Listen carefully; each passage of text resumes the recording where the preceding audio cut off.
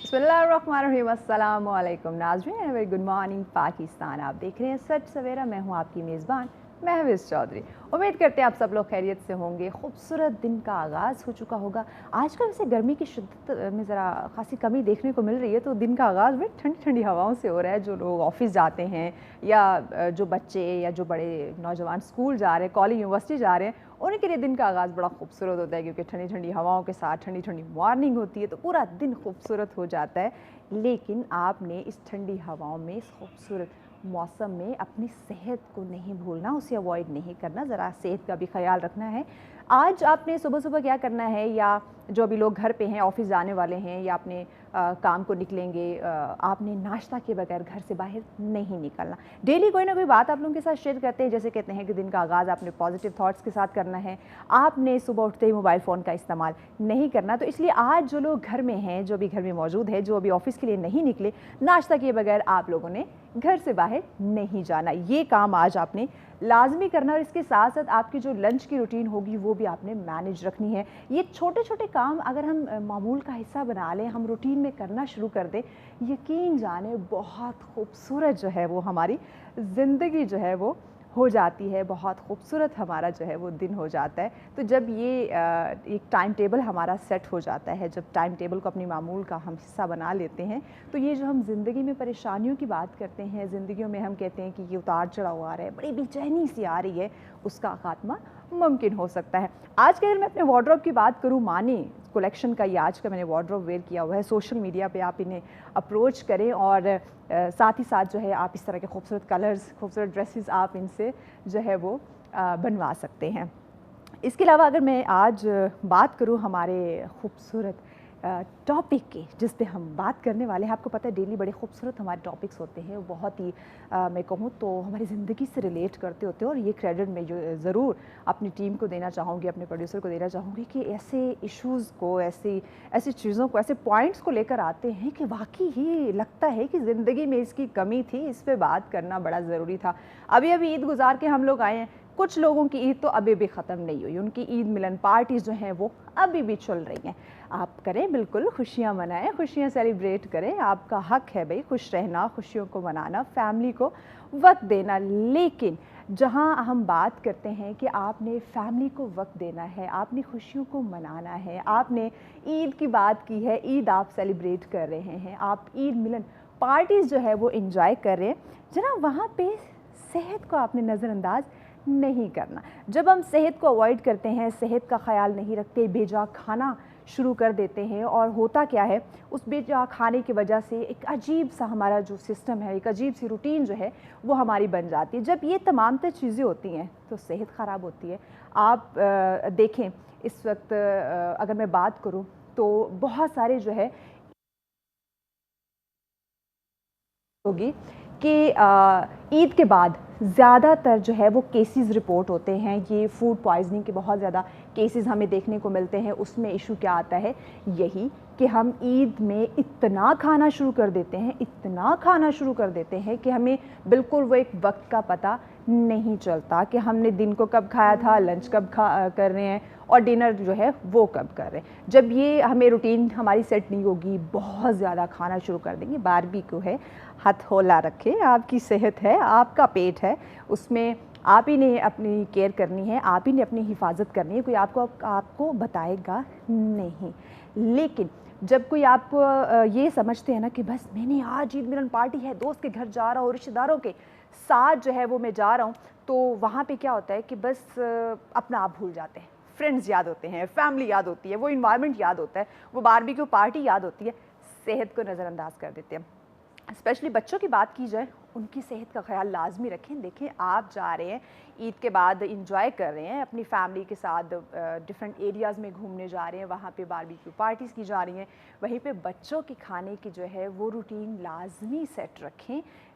ये आपकी ज़रा सी लापरवाही जो है वो ना सिर्फ आपकी बल्कि आपके बच्चों की हेल्थ को मुतासर कर सकती है, जो कि हम कभी नहीं चाहेंगे कि ना सिर्फ आपकी सेहत मुतासिर हो ना, और ना ही आपके बच्चों की।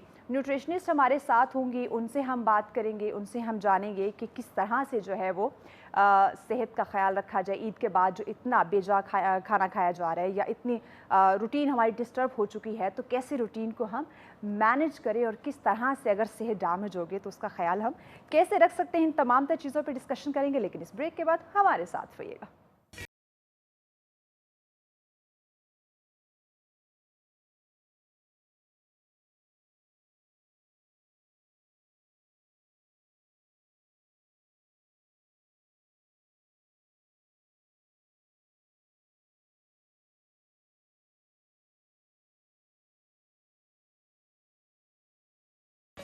वेलकम बैक नाज़रीन, आप देख रहे हैं सच सवेरा। आज का हमारा पहला टॉपिक जिस पे हम डिस्कशन करने जा रहे हैं, ईद के बाद मैंने जैसे कहा था कि अभी भी लोगों की ईद जारी है, कुछ लोगों की ईद ख़त्म नहीं हुई। ईद मिलन पार्टीज़ जो हैं वो चल रही है, उसमें मतवाज़न ग़ज़ा वो बरकरार नहीं रखे हुए और ना ही उसका इस्तेमाल कर रहे हैं, जिससे सेहत काफ़ी मुतासर होती दिखाई दे रही है। तो इसी पर हम डिस्कशन करेंगे और हमें गाइड करने के लिए, बताने के लिए कि एक्चुअली में मतवाज़न ग़ज़ाएँ कौन सी हैं, गैर मतवाज़न ग़ज़ाएँ कौन सी हो सकती हैं, सेहत को नुकसान देने वाली ग़ज़ाएँ जो हैं वो कौन सी हैं, किस तरह से अवॉइड किया जा सकता है, ये कैसे अपनी रूटीन को, क्योंकि ईद में खासी रूटीन हमारी डिस्टर्ब हो जाती है खाने पीने की, तो उस रूटीन को दोबारा से मैनेज जो है वो हम किस तरह से कर सकते हैं, इन्हीं पे हमें गाइड करेंगी। आप न्यूट्रिशनिस्ट हैं जी, अनीसा सोहेल हमारे साथ। अस्सलाम वालेकुम अनीसा। वालेकुम अस्सलाम। कैसी हैं आप? मैं ठीक हूँ, आप कैसी हैं? ईद कैसी गुजरी? ईद मेरी अल्हम्दुलिल्लाह बहुत अच्छी गुजरी, अपने बकरे के साथ गुजरी, बहुत सारा वो प्यार तो सभी के तकरीबन अपने अपने जानवर के साथ गुजरी। आपका लगता है बड़ा प्यार रहा जानवर के साथ? बहुत, मुझे बहुत प्यारे लगते हैं, स्पेशली बकरा बकरी और उनके जो बच्चे होते हैं वो अच्छा। तो और भी प्यारे होते हैं। एग्जैक्टली। अनीसा, ईद की बात हुई है, जैसे मैंने कहा अभी भी हम तो काम पे चले गए हैं, लेकिन बहुत सारे ऐसे लोग हैं जो अब भी ईद मना रहे हैं। हाँ। उनकी ईद मिलन पार्टीज चल रही हैं, फैमिली के साथ, फ्रेंड्स के साथ, कोलीग्स के साथ चल रही है, उसमें उनके खाने की रूटीन खासी डिस्टर्ब है। हम बात करें मतवाज़न और गैर मतवाज़न ग़ज़ाओं की, पहले ये बता दें कि मतवाज़न ग़ज़ाएँ कौन सी हैं और गैर मतवाज़न ग़ज़ाएँ कौन सी हैं? अच्छा, तो एक तो चीज़ इसमें ये आती है कि लोगों की ना पेट भर जाता है लेकिन आंखें नहीं भरती। अच्छा हाँ, ये बुजुर्ग भी अक्सर कहते हैं। हाँ, बिल्कुल। इसकी नज़रें अभी भी भूखी हैं।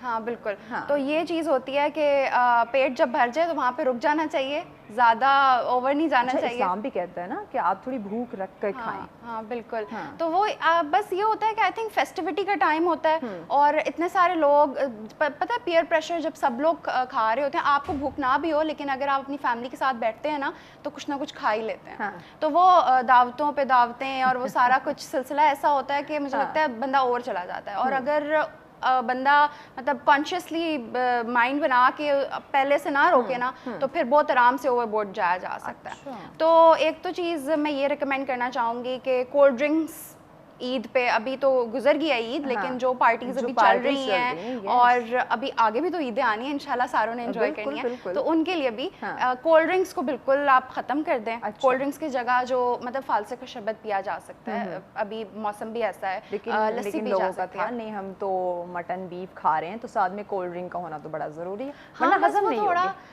ये एक मिथ क्रिएट कर रखी है ना हमने। हाँ, ये मतलब जो एक चीज़ जो कोल्ड ड्रिंक्स करती है ना, वो आपके खाने को तो कुछ नहीं करती, लेकिन आपकी जो हड्डियां हैं ना उनको डिसॉल्व कर देती हैं। खाना हजम नहीं होता लेकिन हड्डियां जो हैं वो ज़रूर हो जाती हैं, घुल जाती हैं बिल्कुल। और अभी आपको पता है WHO ने कोल्ड ड्रिंक्स, स्पेशली जो स्वीटनर्स होते हैं, एस्पार्टेम और इस तरह के जो स्वीटनर्स होते हैं, वो उन्होंने कार्सिनोजेनिक करार दिए हैं, जिसका मतलब है कि ये वो केमिकल्स हैं जो कि कैंसर कॉज कर सकते हैं। और ये जो केमिकल्स होते हैं ये स्पेसिफिकली कोल्ड ड्रिंक्स में होते हैं। इवन जो हम ये डाइट वाले बेवरेजेस पीते हैं और लो शुगर और ज़ीरो शुगर, लेकिन लगती तो वो हमारी सेहत को ये कुछ नहीं कहेंगे, ये हमारे लिए अच्छे हैं, या वो डाइट कोल्ड ड्रिंक्स जो आई हुई हैं। बिल्कुल, लेकिन हमें ये पता नहीं, लेकिन जब आप टेस्ट करती हैं तो मीठा तो उसमें भी टेस्ट आ रहा होता है, तो वो स्वीटनर्स होते हैं, वो आर्टिफिशियल स्वीटनर्स होते हैं, उनमें वाइट शुगर इस्तेमाल नहीं होती पर आर्टिफिशियल शुगर यूज़ होते हैं, तो स्वीटनर्स यूज़ होते हैं, तो वो बेसिकली कार्सिनोजेनिक की कैटेगरी में आते हैं जो कैंसर कॉजिंग होते हैं। तो वो कोल्ड ड्रिंक से ज़रा आपको इज्तनाब करना होगा। दूसरी जो टिप होगी मेरी वो ये है कि ज़रूरी नहीं है कि आप चर्बी खाएं और चर्बी को अलहदा से बारबेक्यू करके खाएं। आप जब गोश्त पका रहे हैं तो उसमें से पहले ही चर्बी वाला पोर्शन निकाल दें, या फिर चूज करें हड्डी के साथ का गोश्त लें, जिसको लीन मीट कहते हैं, उसमें अमूमन चर्बी की मिकदार कम होती है। कम होती है लेकिन होती है। हाँ, गोश्त खाएं लेकिन आप चूज कर लेना कौन सा पार्ट खाना है, जरूरी है कि आपने अच्छा, कुछ लोग सिर्फ चर्बी बड़ी शौक से खाते हैं। हाँ, मैंने और इसीलिए बारबेक्यू को mention किया जब कि देखा है उसमें तो पूरी specifically- लेयर्स जो है वो उन्होंने लगाई होती है, स्पेशली हम अगर पठान हजरात की बात करें तो वो बस मतलब करना पड़ेगा ना। अब अगर आप अगर पॉइजनिंग और इस सारी चीजों से अपनी बचना है, सेहत के साथ अगर मुखलिस हैं, हाँ। अपने आप को तंदुरुस्त रखना चाहते हैं, देन आपको ये स्टेप लेना पड़ेगा। हाँ, तो एक तो पॉइंट ये हो गया कि आपने उसमें से बनाने से पहले ही चर्बी वाला पोर्शन निकाल देना है। ठीक है। सेकंड पॉइंट इसमें ये होगा कि आप, अच्छा पाकिस्तानियों का ये है कि अच्छी खासी हेल्दी चीज़ होगी, लेकिन उसको कुक इस तरह से किया जाता है कि उसका सारा जो मसले सेहत हो जाएगी। हाँ बिल्कुल, मतलब अच्छी खासी चीज़ होती है। जैसे हमारे मुल्क के साथ किया हमने, अच्छा खासा मुल्क था, लेकिन देखें क्या हुआ। हाँ। तो ये ऐसे ही होता है, आप डीप फ्राई ना करें। देखिए, एक तो हम डीप फ्राई कर, दूसरे जो उसमें इतने ज़्यादा मसाला जात हाँ। ऐड कर देते हैं, यानी वो चीज़ वो जिसने हमारी सेहत को ज़रा सहारा देना था, हमारे लिए अच्छी थी, उसको हमने मसालों में इतना फ्राई कर दिया कि वो उल्टा हमें नुकसान देने के लिए हमने उसको पका लिया। बिल्कुल, आपको पता है ये मसाले असल में बड़े हेल्दी होते हैं। ये दालचीनी है या हल्दी वगैरह है, इसके असल में बहुत ज़्यादा हेल्थ बेनिफिट्स होते हैं। इसी वजह से आजकल ना मसालों की कीमतें भी ज़्यादा हो रही हैं, क्योंकि को या उस हल्दी को आपने डाल के खाने में इतना पकाया ऑयल में, उसका बचेगा क्या पीछे? एग्जैक्टली, ये भी है। और दूसरा पॉइंट ये कि प्राइसेस आजकल मसालों की ज़्यादा हो रही हैं। इसका ताल्लुक वैसे तो चलो महंगाई से है ही, लेकिन हमारे जो स्पाइसेस हैं, ये सब कॉन्टिनेंट के रीजन के जो स्पाइसेस हैं, अच्छा, वो बाहर मुल्कों में जाते हैं। ये बताएं, ये जो बारबेक्यू का सिलसिला जारी है,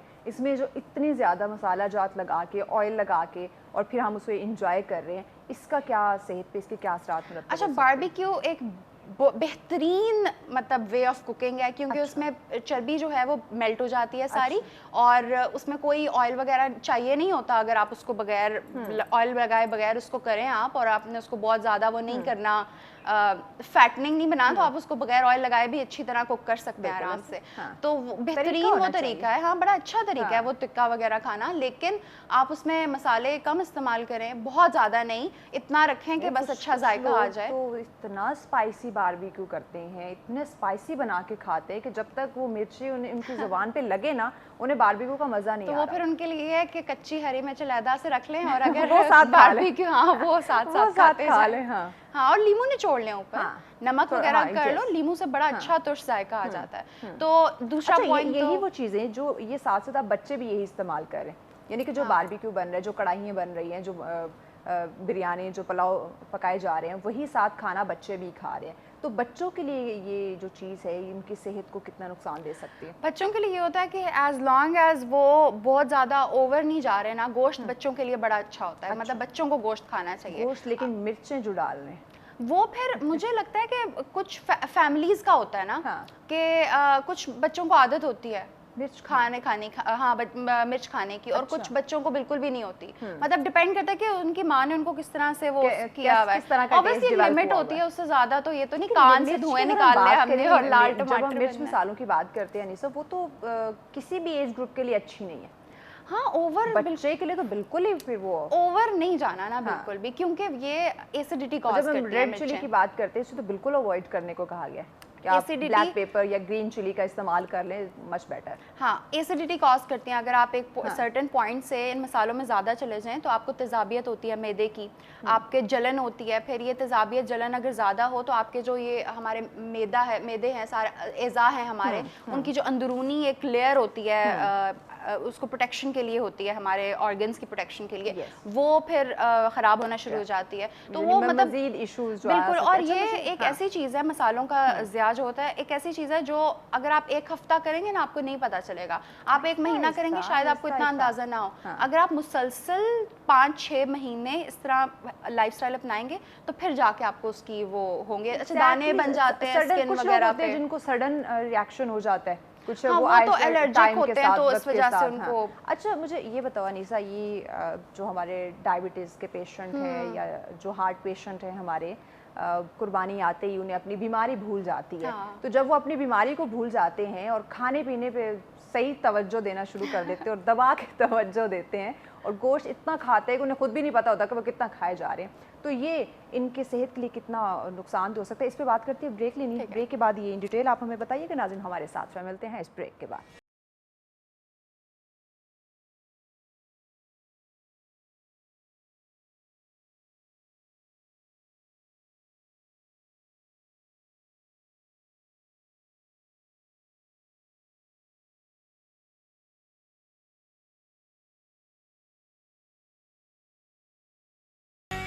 वेलकम बैक नाज़रीन, आप देख रहे हैं सच सवेरा। आज का हमारा पहला टॉपिक जिसमें हम डिस्कशन करें आपकी सेहत के हवाले से बात की जा रही है। ईद के बाद भी अभी ईद मनाई जा रही है, आप अपनी सेहत का बिल्कुल ख्याल नहीं रख रहे, मुतवाज़िन ग़िज़ाओं का बिल्कुल इस्तेमाल नहीं कर रहे, जिससे आपकी सेहत खासी हमें डैमेज होती दिखाई दे रही है। क्योंकि हॉस्पिटल्स में जो केसेस रिपोर्ट हो रहे हैं वो बता रहे हैं कि आप अपनी सेहत की हिफाजत नहीं कर रहे। तो इसी पर हम डिस्कशन करें। अनीसा हमारे साथ है।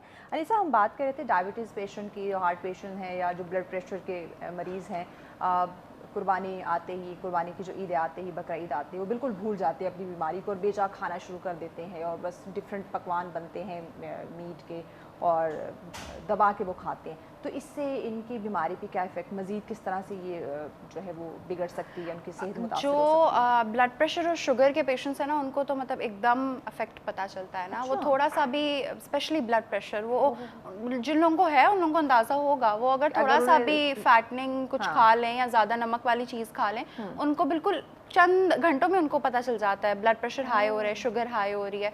तो वो ऑब्वियसली आप शूट करता है जब ब्लड प्रेशर, तो कितने हैमरेज हो सकता है, कितने सारे मसले हो सकते हैं। नस फट जाती है लोगों की, ये आँख की नस फट जाती है और इतने सारे मतलब इस तरह के केसेस होते हैं। तो खासकर ठीक है, कुर्बानी है, बकरा ईद है, एक खुशी का त्यौहार है, लेकिन सेहत, हाँ बिल्कुल, सेहत पहले, उसकी हिफाजत, जो आपको जिन चीज़ों से मना किया गया है, जो आपको मजीद नुकसान दे सकती हैं, एटलीस्ट उनसे अवॉइड करना बहुत ज़रूरी है। और दूसरा ये कि आप कंट्रोल करें, थोड़ा सा खा लें, बिल्कुल पोर्शन कंट्रोल और सलाद का इस्तेमाल। सलाद को तो बिल्कुल भूल ही जाते हैं लोग इस तरह के मौकों में। मतलब सैलेड सब्जियों से भागते हैं, कच्ची सब्जी पाकिस्तानी कल्चर में नहीं खाई जाती।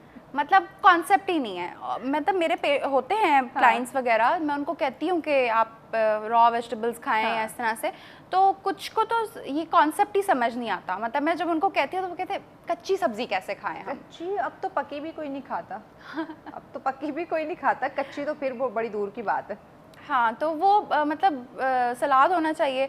और दूसरी चीज़ ये कि आप देखें कि अमूमन जिन लोगों को शुगर, ब्लड प्रेशर है, वो घर के बड़े होते हैं। अमूमन वो लोग होते हैं जो 35, 40 प्लस लोग होते हैं, अमूमन 40 प्लस होते हैं। तो वो आप देखें, अगर उन्होंने अपने बच्चों की खुशियाँ देखनी है और अगर हम देखना है कि हाथ को कंट्रोल करें, एग्जैक्टली को कंट्रोल हाँ करें, तो ये इसको जरा वो हाइंडसाइट में देखें ना, तो वो ठीक है, उन्होंने खाना पीना तो है, लेकिन उस खाने पीने का ख्याल उनको तब रखना चाहिए था जब वो जवान हो रहे थे।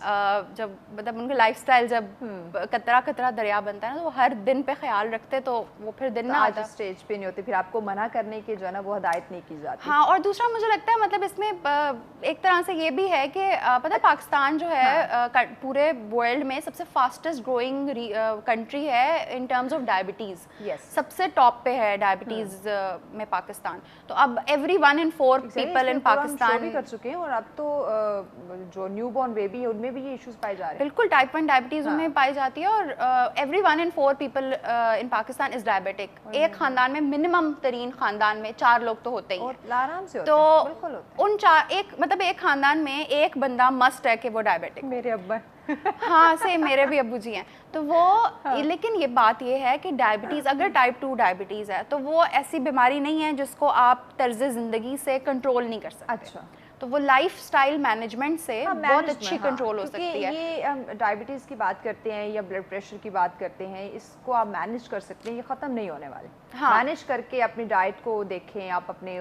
वो चीज़ें जो आपकी सेहत के लिए अच्छी नहीं है, आपकी इस बीमारी को मज़ीद बढ़ावा दे सकती हैं, कंट्रोल कर सकते हैं। और बल्कि आजकल बहुत सारे लोग ना मिसगाइड भी करते हैं लोगों को डायबिटीज़ रिवर्सल के नाम से। बहुत सारे डायबिटीज़ रिवर्सल प्रोग्राम्स होते हैं 3 महीने के, 4 महीने के, वो कहते हैं हम आपकी डायबिटीज़ कम्प्लीटली रिवर्स कर देंगे। तो वो एक गलत अलग टर्मिनोलॉजी है। अच्छा, मुझे ये बताएं, इसमें डायबिटीज़ हम पेशेंट की बात कर रहे हैं और साथ ही हम चुके हैं उनकी खुराक की बात कर रहे हैं, वो लोग कहते हैं कि हम थोड़ा इंसुलिन की जो डोज है वो ज़रा ज़्यादा कर लेंगे और पेट भर खा लें। ये बताएं ज़रा। यार ये बहुत टेक्निकल चीज़ है। इंसुलिन टू कार्ब रेशो एक चीज़ होती है। अब हम जो कार्बोहाइड्रेट्स लेते हैं, जो खाना लेते हैं, वो उतना ही होना चाहिए जितनी आपकी इंसुलिन है। ठीक है, इंसुलिन उससे ज़्यादा नहीं होनी चाहिए और ना ही उससे कम होनी चाहिए। अच्छा, एक तो ये भी कहा जाता है ना कि जो इस तरह के पेशेंट हैं, हार्ट की हम बात करें, ब्लड प्रेशर की या शुगर के जो मरीज़ हैं, इन्हें एकदम से पेट भर खाना भी नहीं खाना चाहिए। वो इस वजह से क्योंकि स्पेशली जो डायबिटीज़ के पेशेंट्स होते हैं उनका ये होता है कि जब वो खाना खाते हैं, अगर वो एकदम से खाना खा रहे हैं या पेट भर ज़्यादा खाना खा लिया एकदम से, बिल्कुल, तो उसमें ये होता है कि उनका जो ब्लड का शुगर लेवल है वो एकदम स्पाइक करता है। अच्छा। तो वो जो एकदम सडन स्पाइक होती है ना, वो उनके लिए ख़तरनाक होती है। और दूसरी चीज़ ये कि अगर आप इंसुलिन ज़्यादा लगा रहे हैं, मुसलसल ज़्यादा लगा रहे हैं, तो एक टर्म होती है हाइपर इंसुलिनीमिया। तो हमारे खून में इंसुलिन की तादाद ज़्यादा हो जाती है, तो वो इंसुलिन अब फैट स्टोरिंग हार्मोन है। आपने नोटिस किया होगा कि जो लोग अरसा दराज से इंसुलिन लगा रहे होते हैं वो अक्सर मोटे होते हैं। उनका मतलब एब्डोमिनल फैट जो होता है ना वो बड़ा ज़्यादा होता है। अक्सर लोग ऐसे होते हैं। अच्छा, मुझे ये बताएं कि हम रूटीन की अगर बात करें तो ईद में खासी रूटीन हमारी खाने पीने की ख़राब हो जाती है। चाहे हम कोई पेशेंट है उनकी बात करें या अच्छा खासा हेल्दी बंदा है उसकी बात करें, रूटीन उनकी लाजमन डिस्टर्ब हो जाती है। तो किस तरह वापस बैलेंस उसी रूटीन पे हम खुद को लाएं, किस तरह से? और रूटीन में अगर बात करूँ तो किस तरह की सब्जियों का ज़्यादा हमें इस्तेमाल करना चाहिए? अच्छा, एक तो चीज़ मैं ये कहूँगी कि जब एक रात पहले तैयारी होती है ना कि अच्छा कलेजी बननी है तो लहसुन प्याज काट लें, चांद रात को जो तैयारी, हाँ, चांद रात की जो तैयारी होती है, आप उसी पॉइंट पे ना घर में सब्जियां ला के रख लें और सैलेड जो है वो उसी पॉइंट पे बनाएं, साथ बनाएं सैलेड। दूसरी चीज़ ये कि आप ये जो दही की चटनी वगैरह होती है ना, आप उसका इस्तेमाल करें क्योंकि पुदीना हाजमे के लिए अच्छा होता है। तो वो उस तरह की चीज़ें का इस्तेमाल ना करें। हाँ, कोल्ड ड्रिंक का बिल्कुल, खा रहे हैं गोश्त साथ में कोल्ड ड्रिंक का इस्तेमाल करें तो हाजमा ठीक रहेगा। हाँ, कोल्ड ड्रिंक का इस्तेमाल ना करें। और फिर देखें ईद के तो सिर्फ 3-4 दिन होते हैं ना, 3-4 दिनों में आप सोचें बंदा कितना ही अपनी रूटीन से हटेगा कि 3-4 दिन बाद वो हॉस्पिटल में पहुंचा है। तो मतलब इतना भी क्या जरूरत है, इतना भी क्या जरूरी है? कौन सा आपको जो है ना वो बंदूक की आप नोक आपके सर पे रखी हुई है कि बस खाना ही खाना है और दबा के खाना है, इसके बाद तो आपको मिलना नहीं है। वही बात है, आंखों की भूख नहीं खत्म होती।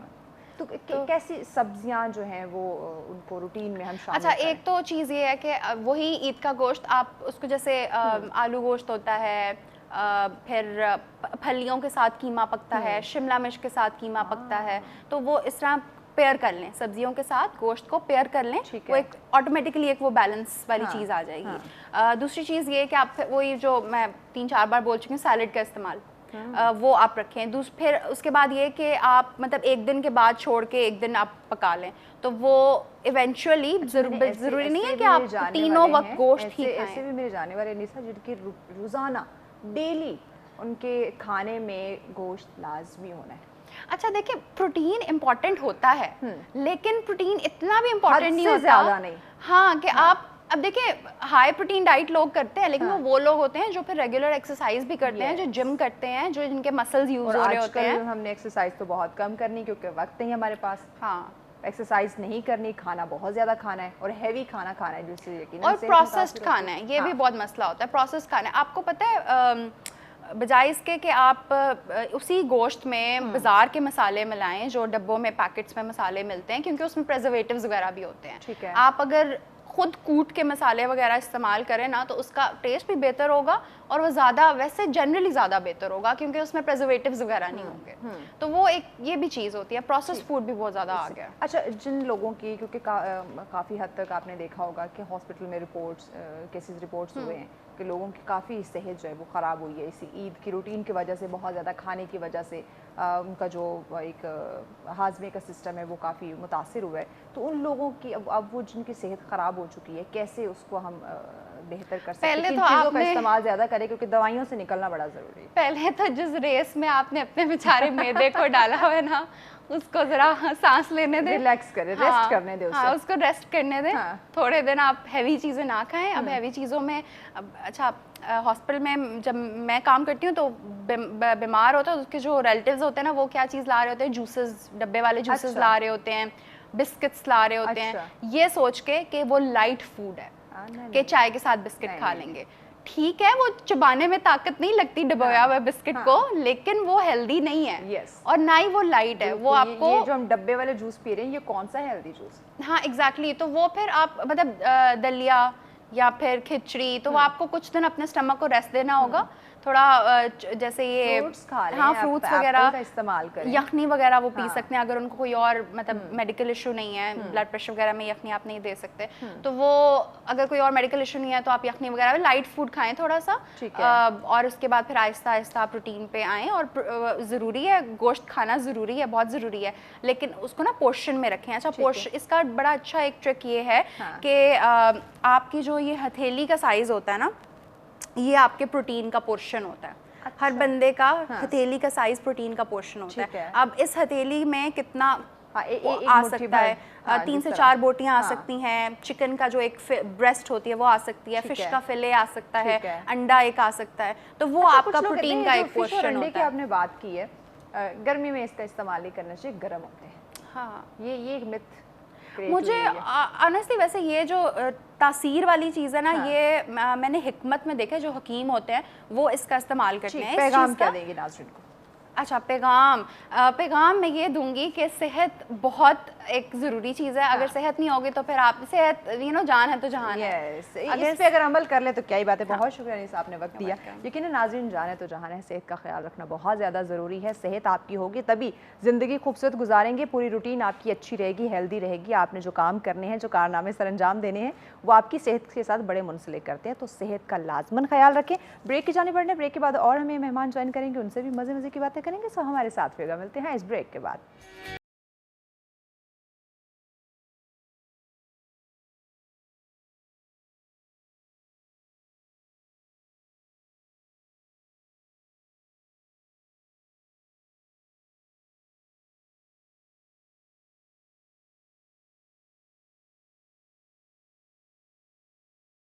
वेलकम बैक नाज़रीन, आप देख रहे हैं सच सवेरा। आज का हमारा जो सेकंड टॉपिक है जिस पे हम डिस्कशन करने वाले हैं, आपको टीवी देखने का बड़ा शौक़ है। टीवी में जो ड्रामा चल रहे होते हैं, जो अदाकार होते हैं, आप उन्हें बड़ा पसंद करते हैं, लेकिन वो अदाकारी कितनी आसान है या कितनी मुश्किल है, ये आप लोग बहुत कम जानते हैं। तो इस पर आज हम बात करेंगे। इसके साथ साथ अगर हम बात करें मेज़बानी की, तो मेज़बानी ये भी एक बहुत बड़ा शोबा है, एक बहुत बड़ी फील्ड है। इसको समझना, इसकी ट्रेनिंग लेना, ये भी बहुत ज़्यादा ज़रूरी होता है। एक्चुअल में इस फील्ड, इन दोनों अगर मैं बात करूँ, ये दोनों फील्ड्स बहुत मुख्तलिफ हैं। मेज़बानी की बात करें, एंकरिंग की बात करें, या फिर अदाकारी की, एक्टिंग की बात करें, तो ये दोनों शोबे, दोनों फील्ड अलग अलग हैं और दोनों को ही अपना अपना वक्त दरकार होता है। अब इसके साथ कुछ और मल्टीपल शोबे जो है वो ऐड कर लें। फैमिली सबसे बड़ी जिम्मेदारी, सबसे बड़ा शोबा, अगर साथ हम उसको ऐड कर लें तो कितना मुश्किल होगा। आप खुद सोचें कि आप कैसे मैनेज करेंगे। एक तरफ आपने जो है वो मेज़बानी करनी है, आपने एंकर बनना है, मेज़बान बनना है, दूसरी तरफ आपको एक्टिंग का भूत सवार है, आपने एक्टिंग भी करनी है, आपने डिफरेंट सीरियल्स में भी जाना है, आपको एक्टिंग का बड़ा शौक़ है। वहीं पे साथ हम बात कर लें, अब आपकी फैमिली भी है, आपने फैमिली को भी संभालना है, तो किस तरह से आप तमाम तर चीज़ों को लेकर चलेंगे, खासा मुश्किल हो सकता है। मेरे ख्याल से इसमें मैनेजमेंट की हमें ज़रूरत पड़ेगी कि हर चीज़ के लिए हम वक्त मुख्तस कर दें या इन तमाम तर चीज़ों को हम लिमिटेड कर दें। हम मेज़बानी की, अदाकारी की बात करें तो थोड़ा थोड़ा वक्त दें, ना कि बहुत ज़्यादा अपना 100% इसमें इन्वेस्ट करना शुरू कर दें और फैमिली के इश्यूज़ आना शुरू हो जाए। तो इन्हीं तमाम तर चीज़ों पर बात करेंगे, क्योंकि एक ऐसी मेहमान हमारे साथ हैं जो कि मेज़बान भी हैं, एक्टर भी हैं, मॉडल भी हैं, फिर माशाल्लाह से उनकी फैमिली भी है। तो ये सारी चीज़ों को वो कैसे लेकर चल रही हैं, और ये मल्टीपल जो टैलेंट की हम बात करें, मल्टीपल फील्ड्स की बात करते हैं, ये कैसे उन्होंने सोच लिया और कैसे अडॉप्ट कर लिया, और इन तीनों चीज़ों को साथ लेकर, और फिर चौथी सबसे बड़ी जैसे मैंने बात की कि फैमिली, उनको किस तरह से ये लेके चल रही है, मैनेज कैसे कर रही है, इश्यूज़ क्या आते हैं, इसी पे हम बात करेंगे। हमारे साथ हैं आयत खान। अस्सलाम वालेकुम आयत। वालेकुम सलाम। कैसी हैं आप? अल्लाह का शुक्र, आप बताएं कैसे हैं? मैं बिल्कुल ठीक ठाक। ईद कैसी गुजरी आपकी? ईद अच्छी गुजरी अल्हम्दुलिल्लाह, फैमिली के साथ गुजरी और बहुत मज़ा आया। लेकिन क्योंकि इस बार मौसम जो है वो थोड़ा गर्म था, तो फिर कुछ खाने पीने का दिल नहीं किया। अच्छा, आज मौसम बड़ा अच्छा है। बिल्कुल, आज अच्छा है मौसम, ठंडा ठंडा, बड़ा सुहाना मौसम है, खूबसूरत मौसम है, घूमने वाला मौसम है। बिल्कुल, और जब मौसम अच्छा हो तो दिमाग को भी ठंडा रखना चाहिए। लेकिन आप इतनी शरारती हैं, इतनी चुलबुली हैं, इतनी खामोश, इतने सीरियस अंदाज में जवाब क्यों दे रही? मुझे बड़ी हैरत हो रही है। क्योंकि वैसे मुझे लगता है कि मुझे माशाल्लाह से हंसने की बहुत ज़्यादा आदत है, लेकिन मुझे कई लोगों ने कहा स्क्रीन पे कि इतनी शरारती, इतनी चुलबुली सी हैं, इतने सीरियस अंदाज में कैसे जवाब दिया? अच्छी गुजरी, मैं बिल्कुल ठीक हूँ। आपको पता है थोड़ा सा तो मैच्योरिटी का मुजाहरा करना पड़ता है। अच्छा आई मुझे वो एक भाई साहब थे ना, तो मैंने उनको कहा कि भाई अगर आप मैच्योर नहीं तो मैच्योर होने की एक्टिंग ही कर ले। एक्टिंग कर ले, हाँ ये भी जरूरी है।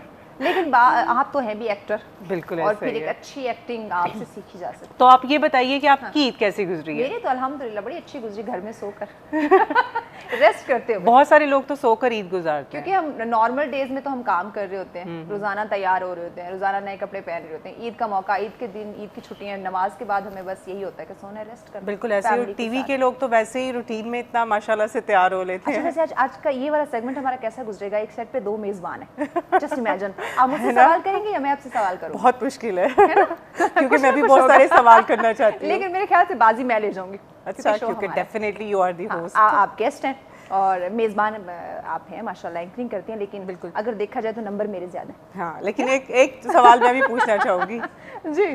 होस्टिंग करते हुए कैसी मुश्किलात फेस करनी पड़ी? ये देखिए, पहले बाजी लेगी, इसका मैं जवाब दूंगी। फर्स्ट क्वेश्चन यही सवाल आपसे कि आप इस होस्टिंग फील्ड में कैसे आई? होस्टिंग में तो शुरू से मुझे बहुत ज्यादा शौक था, और मुझे बचपन से शौक था। हाँ। जब मैं छोटी थी, बचपन फ्रॉम माय से आप बहुत चाइल्डहुड। बातूनी थी। बातूनी तो कहा जा सकता है, गपशप, बिल्कुल गपशप करने का शौक था लोगों के साथ, और उनके जानने का शौक था कि भाई वो कैसे काम करते हैं, किस सवाल तरह से करती थी, क्वेश्चन करते थे। बिल्कुल ऐसे ही, क्योंकि जो लोग सवाल कर सकते हैं, गपशप कर सकते हैं, मुझे लगता है कि वो अच्छे एंकर भी बन सकते हैं। तो बहुत सारी चीज़ें थी। फिर आहिस्ता आहिस्ता होस्टिंग से अब एक्टिंग की तरफ अल्हम्दुलिल्लाह आ गई हूँ। अच्छा, अगर देखा जाए, पहले तो हम होस्टिंग की बात करें, मेज़बानी की बात करें, तो उसके बाद ना फिर एक्टिंग पे आते हैं, क्योंकि एक्टिंग एक बहुत बड़ी फील्ड है और बहुत ही कहते हैं ना कि हेक्टिक। अच्छा, मुझे लगता है कि होस्ट की भी बड़ी रिस्पॉन्सिबिलिटी होती है। हाँ। क्योंकि जब मैंने अपना होस्टिंग से आगाज किया तो हमारे पास भी जब पहला शो जैसे आज मैं गेस्ट बड़ा इंटरेस्टिंग हो हाँ, क्योंकि हर इंसान का एक ना एक ऐसा वो स्टार्टअप ऐसा होता है जो उसे हमेशा याद रहता है। हाँ, नहीं, मुझे जो सबसे पहला अपना शो याद रहा वो जो मैंने रेडियो से स्टार्ट लिया था। अच्छा। और जब मेरा पहला शो था तो मैंने सबको बताया, भाई आज मैं रेडियो पे आ रही हूँ, ऑन एयर हूँ, लाइव हूँ, बराह रास्त हूँ, तो मुझे सुनना है आपने सबने। तो उस पे जब उन्होंने कहा कि मुझे इशारा किया कि अब आप ऑन एयर हैं, तो मुझे पसीने आ गए। ओए माय गॉड, वो नर्वसपन, हाँ, बिल्कुल ऐसा ही है। कोई आए तो आप तो लाइव चली गई हैं। हाँ, तो वो ये कि आहिस्ता आहिस्ता फिर आपका कॉन्फिडेंस बिल्टअप होता जाता है, और आप स्क्रीन को फेस कर सकते हो, लोगों को फेस कर सकते हो। रेडियो से आपने स्टार्ट किया, चलिए वहाँ तो आपको लोग सुन रहे थे। जब आप टीवी पे आई, ऑन स्क्रीन आई, तब पहला कोई शो बड़ा इंटरेस्टिंग हो जो आपको याद हो, कुछ ऐसी हैपनिंग हुई हो गेस्ट के साथ, या आप वही नर्वसपन का शिकार हुई? नहीं, मुझे ज्यादा गेस्ट की तो नहीं हुई, लेकिन ये है कि जब हम स्क्रीन पर होते हैं तो फर्स्ट वो पहले वाली जो जर्नी है ऑन स्क्रीन, वो वाली फीमेल्स को बहुत ज्यादा चीजों का स्क्रीन पर भी ख्याल रखना पड़ता है कि आपका हेयर स्टाइल फिट लग रहा है, आपका दुपट्टा सेट है कि नहीं, आप कैसे लग रहे हो ऑन दी स्क्रीन। तो ये थोड़े से इश्यूज थे। स्कार्फ कर रहे होते हैं, हमें अपनी स्कार्फ की उलझन हो रही होती है, सही तो लग रहा है ना, कहीं लूज तो नहीं हो रहा, कहीं इधर उधर से खराब तो नहीं हो रहा। बिल्कुल, तो इन चीजों का हेयर स्टाइल की टेंशन बहुत ज्यादा, तो वो ये कि ये स्क्रीन पर बहुत चीजों का ख्याल रखना पड़ता है। बाकी ये तो कपड़ों की, ये तो फैशन की बात होगी ना, बोलने वाले, या जब उन्होंने आपको लाइव में क्यों दिया हो, आए नाउ क्यों? नहीं, उस वक्त मैं हवाई जहाज थी। हवाई जहाज। आप देख रहे हैं आयत खान को, तो वो तो एक शौक ही इतना ज्यादा है कि अच्छा, मेरे ख्याल से जब आपको शौक होता है, पैशन होता है, तब फिर आपको ये चीजें याद नहीं रहती, आप फिर वो एक्साइटमेंट में होते हैं और इतने एक्साइटेड होते हैं ना कि बस आप इंतजार क्यों का कर रहे होते हैं। जब आप फर्स्ट टाइम आ रहे होते हैं ना स्क्रीन पे, तो आप अपने सारे रिश्तेदारों को, घर वालों को बता के आए होते हैं कि मैं टीवी ऑन लाइव आने वाली लाजमी देखना, और स्क्रीनशॉट तो लाजमी भेजना। आज मजीद बात करते हैं, ब्रेक की जानी बढ़ना है। ब्रेक के बाद नाज़रीन आयत से और इंटरेस्टिंग बातें पूछेंगे और सवाल करेंगे, लेकिन इस ब्रेक के बाद हमारे साथ रहिएगा।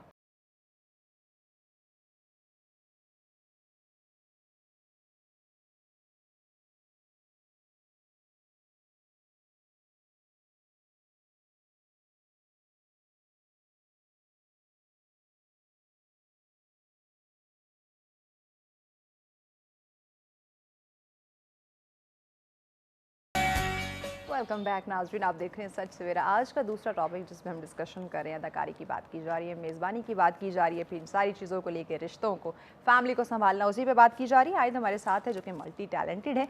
आयत हमने बात की थी, माशाल्लाह मेज़बानी कर रही है, अदाकारी कर रही है, मॉडलिंग कर रही है, फिर फैमिली को संभाल रही है, बड़ा मुश्किल काम होता है। और आपकी जहाँ तक जर्नी हम जानते हैं, बड़ी इंटरेस्टिंग सी है। और एक चीज़ मैंने देखी है, अभी सब कुछ तो आपको पता नहीं कि लोग कहते हैं आयत आप बड़ी कब होंगी, ये बात क्यों कहते हैं? क्योंकि मुझे ऐसा लगता है कि इंसान को अपनी ज़िंदगी में फ़न करना चाहिए, हंसते रहना चाहिए, खुश रहना चाहिए। लाइफ तो बहुत छोटी सी है, और फिर अगर आप दिल में इस तरह की बातें रख लेते हो जिससे जीना मुश्किल हो जाता है, आपस में मिलना मुश्किल हो जाता है, क्योंकि दिल में अगर आप कदूरते रखते हो तो सीरियस ना हो, ज्यादा इमोशनल ना हो। आपने सवाल ही ऐसा किया जज्बाती सा। तो आप भी जज्बाती होके जवाब दे रही, इमोशनल होके, बिल्कुल ऐसा ताकि पता चले कि नहीं आयत बड़ी है। नहीं, इंसान जो मैं समझती हूँ हमेशा उसको दिल जीना तो चाहिए। बच्चा है ना। और वो ऐसी एक्टिविटीज आप करते रहे जिससे आपको खुशी मिलती है। Yes. आप उन लोगों के साथ कॉल्स पर बात करके खुश हों जो आपको अच्छे लगते हैं, अपने प्यारों को अच्छे अच्छे तोहफे दें, छोटे छोटे इवेंट्स हैं उनको सेलिब्रेट करें। Yes. बर्थडे है, एनिवर्सरी है, कोई भी अच्छा इवेंट है उसको सेलिब्रेट करें। तो ये छोटी छोटी खुशियाँ होती है जिनको आप इंजॉय करते हैं, और हम इन सब को कहीं लॉस्ट कर चुके हैं ना। अब लोग बहुत ज़्यादा मीन हो गए हैं। देखिए हमें लगता है कि बस प्रोफेशनल लाइफ यही सब कुछ है, अपनी वो पर्सनल लाइफ और उन खुशियों को ना हम कहीं भूल गए हैं। आपके साथ भी ऐसा ही है? क्योंकि हम तो एक फील्ड में, आप तो 3-3 4-4 फील्ड को संभाले। लेकिन मैं जिनके साथ अटैच हूँ मैं उनकी बहुत केयर करती हूँ। ग्रेट। और आपकी केयर ही बताती है कि यू रियली लव हिम और हर। तो ये चीज़ बहुत ज़रूरी होती है। साथ आपकी फैमिली भी होती है, और जब आप प्रोफेशनल फील्ड में चले जाते हो तो आपकी फैमिली भी आपसे काफ़ी कुछ एक्सपेक्ट कर रही होती है कि अब आप उनकी ज़्यादा टेक केयर करोगे। अच्छा, मुझे ये बताओ कि अदाकारी, ये मेज़बानी में जब आप आई थी, फैमिली ने सपोर्ट किया था, खुश हुए थे? बहुत ज़्यादा खुश हुए थे, बल्कि जब मेरा शो नहीं लगा होता था हमारी तब बेटी स्क्रीन पे आएगी, हम उसे देखें। वो इतने एक्साइटेड थे कि जब मेरा शो नहीं लगा होता था तब भी वो स्क्रीन ऑन करके बैठे रहते थे कि शायद रिपीट में शो लग जाए।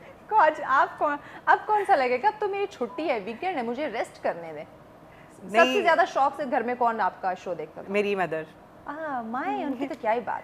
हाँ, और मेरे अम्मी अब्बू पे अक्सर बहस छिड़ जाती है जब वो मुझे स्क्रीन पर देखते हैं। वो कहती है मुझ पे गई है, तो वो कहते हैं मुझ पे गई। अच्छा, अभी भी ये बहस छिड़ रही होती है? बिल्कुल ऐसा ही क्या है। बात है, ऐसे माँ बाप होने चाहिए। तो देखें कि आपको अपने घर वालों के लिए भी बायसे फख्र होना चाहिए कि वो घर में कहें कि भाई ये बच्चा मुझ पर गया। बिल्कुल। तो मैं समझती हूँ कि ऐसे तो बहुत आप लकीली ये चीज़ आपको सुनने में मिलती है। बिगाड़ में ना मुझ पे चला जाए, ये ना बोले। वरना हमेशा नॉर्मली पेरेंट्स क्रिटिसाइज ही कर रहे होते हैं कि किस पे चला गया, ये बच्चा किस पे गया है। तो जाएगा तो आप पे और किस पे तो जाएगा? ये तो बड़ी ऑनर की बात है।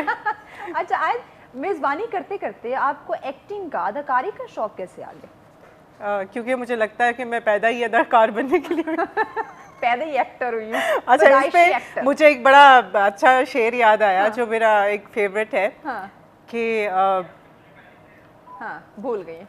भूल गई हूँ एक्टर अपने डायलॉग। मोहब्बत तो नहीं की उसने, मोहब्बत तो नहीं की उसने, मोहब्बत तो नहीं की उसने, लेकिन मोहब्बत की अदाकारी कमाल की। क्या बात है, क्या बात है। यही इस शेर को मद्देनजर रखते हुए आप में अदाकारी जाग गए। नहीं, मैं ये मोहब्बत करें ना करें, अदाकारी अच्छी करेंगे। मैं व्यूअर्स को ये कहना चाह रही हूँ कि प्लीज मोहब्बत की अदाकारी मत किया करें। हो सकता है आपकी अदाकारी में किसी का दिल टूट जाए। ये सीरियस बात थी। क्या आप मोहब्बत में एक्टिंग ना करें? Don't play with other emotions. आप बिल्कुल जज्बात अगर आपके रियल नहीं है तो प्लीज खेलना बंद करें। तो ये बड़ा ये सीरियस बात थी। अच्छा, तो एक्टिंग वाकई में मतलब बचपन से ही आपको शौक था, या जब इसमें मेज़बानी में आई तो आपको फील हुआ, रियलाइज़ हुआ कि नहीं मुझे ज़रा अदाकारी के शोबे में भी खुद को ट्राई कर लेना चाहिए? नहीं, मेरी फैमिली में पहले कोई भी शोबिज़ में नहीं है। अच्छा, कोई एक्टर, मॉडल, एंकर कोई नहीं? ऐसा कुछ भी नहीं है। मेरी फैमिली में सारे डॉक्टर्स हैं या इंजीनियर्स हैं, तो मेरा ये फर्स्ट इनिशिएटिव। डॉक्टर क्यों नहीं बनी? अगर मैं एक्टर ना होती तो शायद डॉक्टर होती। हाँ, तो शायद डॉक्टर। तो आपके ख्याल से मैं कैसी डॉक्टर होती? मैं वही पूछने लगी थी कि उन बेचारे मरीजों का क्या हाल होता अगर आप डॉक्टर होते। कमजोर दिल के अफराद तो मेरे पास आ ही नहीं सकते। वो तो बिल्कुल नहीं आते, अफोर्ड ही नहीं कर सकते। हाँ। अच्छा, तो फर्स्ट आपने जब अदाकारी में अप्लाई किया तो क्या इसमें आपके रिएक्शन क्या थे? रिएक्शन ये था कि एक्सप्रेशन से बड़े टफ थे, क्योंकि एक्टिंग तो पहला जो डायलॉग, जो सीन मिला था, जो कैरेक्टर था, वो क्या था? वो कैरेक्टर था डॉक्टर का ही था। डॉक्टर का ही था, माय गॉड। तो उन्होंने कहा कि आप बहुत डिसेंट लगती है। मैंने कहा अच्छा। तो उन्होंने कहा आप डॉक्टर का कैरेक्टर करें। अच्छा, एक्चुअली जो उसमें दो चीज़ें बहुत ज़्यादा एक्टिंग में मैटर करती हैं। एक तो ये होता है कि आपने डायलॉग्स को याद रखना होता है, ये बड़ा चैलेंजिंग होता है। और दूसरा ये कि आपका जो कैरेक्टर है आपने उसके एक्सप्रेशंस देने हैं। अच्छा, ये बात भी है कि आपने अपने आप को उस कैरेक्टर में ढालना है। हाँ, अच्छा, ये जो एक्सप्रेशंस होते हैं ये साइलेंट भी बहुत कुछ कह रहे होते हैं। ये वाकई वो मुश्किल होते हैं, नहीं? हाँ जी। तो कितना टाइम लगता है एक? मैं आपको ऑफ द स्क्रीन बताऊंगी कि एक्सप्रेशंस क्या क्या कहते हैं। ये हम बिल्कुल पूछेंगे। अब ऑन स्क्रीन हम नहीं पूछेंगे, ऑफ स्क्रीन पूछेंगे। मुझे ये बताओ कि जब आपको एक कैरेक्टर मिला है, अब वो सास बहू का है, बेटी का है, बहन का है, बीवी का है, या एक डॉक्टर का है, तो उसमें मुझे ये बताएं कि एक कैरेक्टर में खुद को ढालने के लिए कितना वक्त लग जाता है? क्योंकि अब जो एक्चुअल में है वो तो एक अलग चीज़ है, या जो एक्चुअल रिश्ते हैं उनके साथ तो एक अलग आपकी बाउंडिंग्स होती है, लेकिन जब आपने एक ड्रामा के लिए एक कैरेक्टर में खुद को ढालना है, उसमें कितना वक्त लग जाता है, कितना मुश्किल होता है? अच्छा, ये एक्टर्स पे डिपेंड करता है, डिफरेंट एक्टर्स पे डिपेंड करता है। मुझे किसी कैरेक्टर में आने के लिए थोड़ा सा टाइम लगता है, फिर मैं अल्हम्दुलिल्लाह उस कैरेक्टर में आ जाती हूँ। उन डायलॉग्स को रिपीट करती रहती है ताकि अपने आप को उस कैरेक्टर में नहीं, हमें एज्यूम करना पड़ता है कि हमें जो भी कैरेक्टर मिला है हम वो सच में है। लाइक अगर मुझे किसी की वाइफ का कैरेक्टर मिला तो मुझे उसको एज्यूम करना पड़ेगा सच में उसकी बीवी हूँ, तो फिर ही मैं उसको बेहतर निभा सकूंगी ना। तो वो ये कि आपने कैरेक्टर को अपने अंदर सराहियत करना है, उसको अपने अंदर जज़ब करना है, फिर ही आप अच्छे परफॉर्मर बन सकते हो। ये बात है, और ये आई थिंक वाकई ये हर किसी की बस की बात नहीं है। अगर मुझे कोई कहे कोई एक्टिंग कर तो मैं बहुत बहुत बुरी एक्टर हूँ। नहीं, बल्कि मैंने खुद भी सेट पे बहुत सारे लोगों को देखा, वो जो एक एक्टर की होती है ना कि एक्टर उस कैरेक्टर में आ जाए, तो वो चीज़ उनमें नजर नहीं आ रही होती, तो वो बड़ी एक चैलेंजिंग होती है, टोटली आर्टिफिशियल चीज़ दिख रही होती है कि ये एक्टिंग करने की कोशिश कर रहा है। हाँ, अच्छा, मुझे ये बताओ कि जब हम ये एक्टिंग की बात करते हैं, इस फील्ड की बात करते हैं, खासी मुश्किल फील्ड है जो कि सबके बस की बात नहीं होती। इसमें मैंने देखा है बहुत सारे ऐसे लोग हैं जिनको बड़ा एक शौकिया जो आ रहे होते हैं, अपना टाइम इन्वेस्ट करते हैं, अपने आप को एक्टर बनाने की कोशिश कर रहे होते हैं, इवन पैसा इन्वेस्ट करने की कोशिश कर रहे होते हैं, वही टाइम वेस्ट करके वो वापस चले जाते हैं। क्या अभी भी ऐसे लोग हैं? बिल्कुल ऐसा ही, और इसकी वजह से जो वाकई जिनको आना चाहिए आगे वो नहीं आ पाते हैं, क्योंकि अभी टैलेंट नहीं आ पा रहा आगे। हाँ, आप देखेंगे स्टार बनने का लोगों को इतना शौक है कि जो डिफरेंट किस्म की एप्स हैं, लाइक टिकटॉक है, स्नैक है, जितने भी सोशल, बिल्कुल ऐसा ही है। तो उन्होंने ना आवाम के अंदर भी इतना ज़्यादा उस शऊर को उजागर कर दिया है कि हर बंदे को ये लगता है कि उसको स्टार होना चाहिए। तो ये पे आने का सबको बड़ा शौक है, तो वो स्क्रीन पे आने के लिए पैसे भी इन्वेस्ट करते हैं। बहुत सारी ऐसी एजेंसीज बनी हुई हैं जो पैसे भी लेती हैं, आपको भी पता होगा, मॉडलिंग के लिए भी, इवन एक्टिंग के लिए भी। हम आपको एक्टिंग सिखाएंगे, हम आपको मॉडलिंग सिखाएंगे, सिंगिंग सिखाएंगे, आपको मेजबानी सिखाएंगे। कुछ चीजें होती हैं वो खुदादाद होती हैं, खुदादाद सलाहियत होती है, टैलेंट जो है वो आप अपने अंदर पैसों से भी जनरेट नहीं कर सकते। इस पे मजीद बात करते हैं, ब्रेक लेनी है। ब्रेक के बाद नाज़रीन आयत से मजीद हम डिस्कशन करेंगे, हमारे साथ होगा। बोलते हैं ब्रेक के बाद।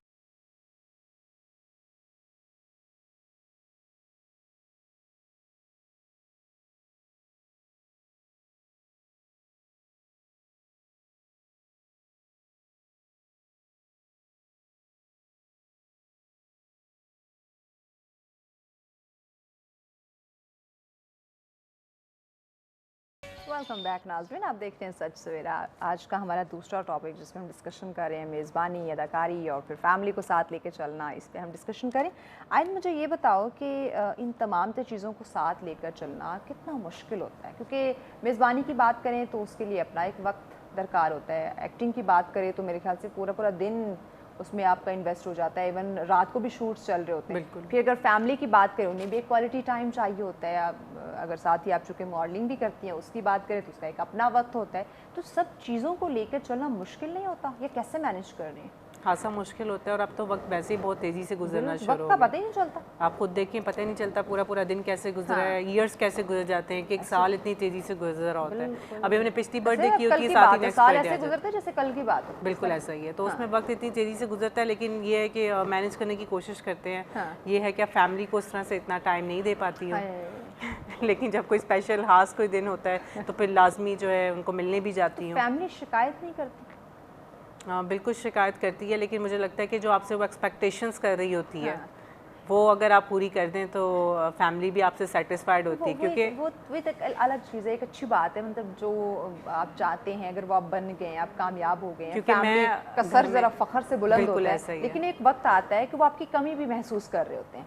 क्या आप इवेंट टू इवेंट आप उन्हें मिलते हैं, किसी ईद पे चले गए या महीने 2-3 महीने बाद चले गए, तो वो जो एक गैप होता है वो आपको फील नहीं बिल्कुल उस गैप में काफ़ी कुछ मैं मिस कर देती हूँ। बहुत सारी कज़नों की शादियाँ कभी कहीं आना जाना, वो जो एक बचपन में एक शौक़ पूरा किया करते थे, वो काफ़ी सारी चीज़ें मिस हो जाती हैं अब। लेकिन ये है कि लाइफ में सब कुछ तो नहीं साथ होता, आपको कुछ पाने के लिए कुछ खोना पड़ता है। और बल्कि जो लोग बहुत से लोग मैंने ऐसे देखे जो कहते हैं सब कुछ होना चाहिए, तो सब कुछ होगा तो हम खुश होंगे, तो वो सब कुछ नहीं होता। आपके पास जो होता है उसी में खुश रहो, उसी में खुश रहें। यस, तो ये बहुत सब कुछ होने की लालच में हम आ जाते हैं ना, तो उसमें हम जो होता है वो भी गवा देते हैं। हम उस वक्त को, उस पल को भी इंजॉय नहीं कर पाते, वो सब कुछ हासिल करने के चक्करों में। जैसे बहुत से लोग कहते हैं कि भाई अच्छा वक्त कब आएगा, कब आएगा? कब आएगा? तो जो है उसको तो enjoy करो जो भाई, है वो उसमें तो अच्छा खुश वक्त रहें है, आप। उसको हाँ। जिए, हाँ। उसको भरपूर तरीके से जिए, Yes. क्योंकि आपकी सेहत ही आपकी बहुत बड़ी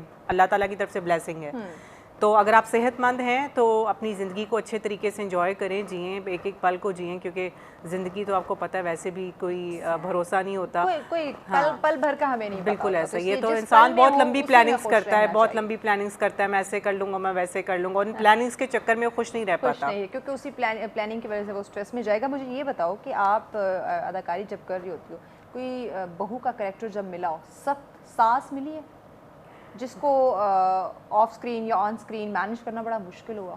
सास जो होती है वो ऑफ दी स्क्रीन भी सास हो जाती है। वही उन्हें मुश्किल मैनेज करना बड़ा मुश्किल हो जाता अच्छा, है। मैं सोचती हूँ कि सास की चलो प्रैक्टिस हो रही है हाँ, कि ये जब वैसे अच्छी रियल बात में है। सास मिलेगी तो कैसे डील करना है। यार अच्छी मिलेगी यार, इंशाल्लाह। अब हो सकता है आप अच्छा कैरेक्टर में जब आपको सास मिलती है वो अच्छी वाली मिलती है या बड़ी गुस्से वाली खड़ूस टाइप मिलती है? खड़ूस टाइप, रोब हाँ। दबदबे वाली। अल्लाह, ऑर्डर चलाते हैं। हमारी तो सोसाइटी में नॉर्मली सास का कॉन्सेप्ट ही है। हाँ अच्छा ये चीज़ हमने बना दी है। अदरवाइज सास भी कभी बहू थी, सुना हुआ है ना? हाँ, तो वो भी सास अच्छी देखिए, हो सकती है यार। सास भी फ्रेंड बन सकती है ना। आप बनाएं, आप उसकी बेटी बनने की कोशिश तो करें ना। जब आप भी बहू बनेगी, मैं भी बहू हूँ, बड़ी बहू हूँ या छोटी लाडली बहू हूँ, तो वो भी फिर सास बनेगी ना। बिल्कुल ऐसे ही। अच्छा, हाँ। अब तो काफ़ी ज़्यादा लोगों के ख्यालात भी चेंज हो गए हैं, तो बड़ी सास और बहू काफ़ी जगहों पर फ्रेंड्स की तरह भी रह रही होना होती भी है। चाहिए, क्योंकि हम अक्सर बात करते हैं, ये तो एक्टिंग की एक अलग चीज़ है। मेरे ख्याल से हम इस अदाकारी के थ्रू, ड्रामास के थ्रू हम एक पैगाम देते हैं। अच्छा, मैं आपसे एक सवाल पूछना चाहती हूँ कि हाँ, सास मेज़बानी जाग रही है, मेज़बानी जाग रही है आयत की। हाँ। सास और बहू की दोस्ती हो कैसे सकती है? बिल्कुल हो सकती है। मैं यही बात बताने लगी थी। अगर मैं अपनी भाभी की बात करूँ और अपनी माँ की बात करूँ, यकीन करो मेरी अम्मा जो है मेरी भाभी को मुझसे ज़्यादा मोहब्बत करती। अच्छा। क्यों?